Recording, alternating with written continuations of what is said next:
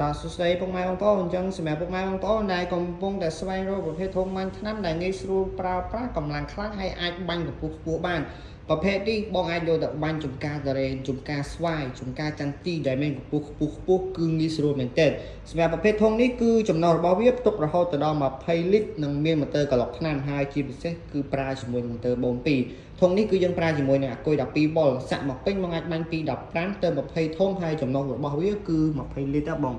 អាចមើលរូបរាងវាបានហើយជាពិសេសដងរបស់វានេះគឺអាចហូតបានមួយតង់ទៀតទេបង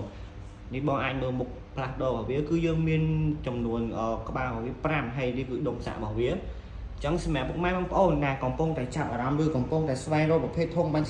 ឆ្នាំដែលជួយសន្សំចៃពុកម៉ែបងប្អូនបានច្រើនអញ្ចឹងប្រភេទធុងបាញ់ឆ្នាំនេះគឺងាយស្រួលប្រើមែនទែនហើយសម្រាប់តម្លៃក៏សមរម្យទៀតអញ្ចឹងបើបានចាប់អារម្មណ៍អាចឆាតនៅក្នុង page ឬក៏អាចដល់ទីតាំងហាងផ្ទាល់នឹងបានតម្លៃពិសេសថែមទៀតអរគុណច្រើនបង